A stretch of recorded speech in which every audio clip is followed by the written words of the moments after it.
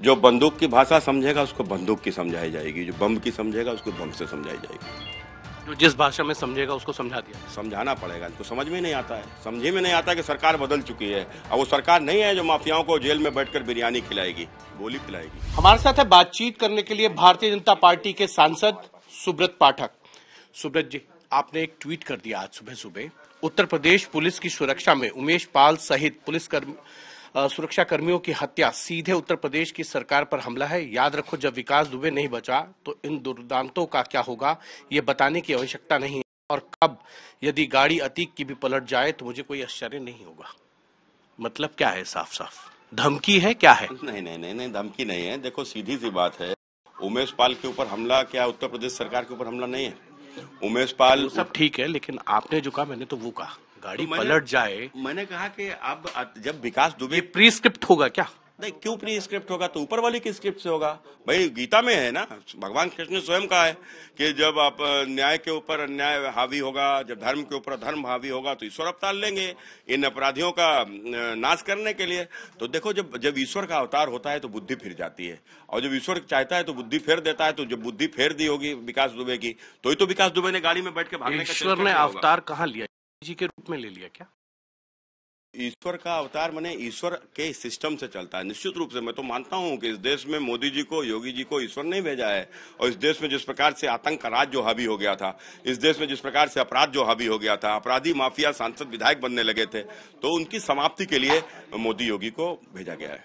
लेकिन आज आप ही कह रहे हैं, कहीं कहीं तो लगता होगा कि क्यों गाड़ी पलट जाएगी, कुछ है क्या ऐसा? नहीं, देखो, मैंने गाड़ी पलट जाए तो मुझे आश्चर्य नहीं होगा। मैंने ये नहीं कहा कि गाड़ी पलट जाएगी, मैंने कहा गाड़ी पलट जाए तो आश्चर्य। भाई देखो, एक बहन है, उन्हें कहे महिला गर्भवती है, इसको एक बोलता है ना इसके बेटा होगा, एक बोलता है इसकी बेटी होगी, और जो होता है तो जिसकी बात सही हो जाए, मैंने बेटा हो गया तो जिसकी बात बेटा कहा था वो मान लिया, अरे नहीं ये तो बड़ा पहुंचा हुआ व्यक्ति है।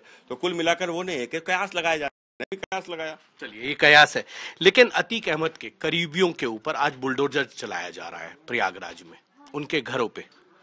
देखो, 2005 के घटना याद है आपको? 2005 में उत्तर प्रदेश की विधानसभा का सदस्य, एक विधायक चुना हुआ, निर्वाचित, जो जनता ने चुना था, उसको सड़क के ऊपर दौड़ा कर उसको गोलियों से भूना गया था। किसने भूना था? समाजवादी पार्टी के सांसद अतीक अहमद के इशारे पर उसके भाइयों ने, उसके लोगों ने। और उस समय पर सरकार किसकी थी? समाजवादी पार्टी की सरकार थी। मुख्यमंत्री किसका था? समाजवादी पार्टी का मुख्यमंत्री था। इसको संरक्षण दिया था। उसी समय यदि इसका हिसाब किताब कर दिया होता तो आज शायद बुलडोजर चलाने की नौबत नहीं आती। बुलडोजर चलाना क्या आपको लगता है सही है, जिस तरीके से कानपुर में भी चला था, यहाँ पे भी चला? देखो, बुलडोजर जी ने क्या कहा? माफियाओं के खिलाफ, अपराधियों के खिलाफ बुलडोजर चलेगा, इसको नहीं रोका जाएगा। उन्होंने ये भी कहा मिट्टी में मिला देंगे। शुरुआत हो गई है। मतलब कोई नहीं बचेगा, सब मिट्टी में मिला दिया जाएंगे जो भी हो। आगे देखिए होता है क्या। मतलब साफ साफ बता दीजिए ना, मिट्टी में मिला देंगे। एक शुरुआत हुई, एक इनकाउंटर होता है, आज बुलडोजर चलता है, तो उसका मतलब?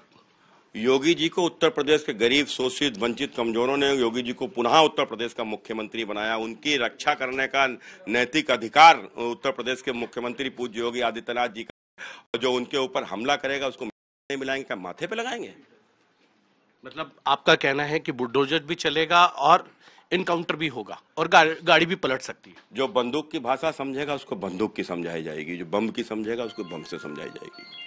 जो जिस भाषा में समझेगा उसको समझा दिया जाए। समझाना पड़ेगा, इनको समझ में नहीं आता है, समझे में नहीं आता कि सरकार बदल चुकी है। अब वो सरकार नहीं है जो माफियाओं को जेल में बैठकर बिरयानी खिलाएगी, गोली पिलाएगी। जी, ये थे भारतीय जनता पार्टी के सांसद सुब्रत पाठक। कैमरामैन कृपाल सिंह के साथ हिमांशु मिश्रा, दिल्ली।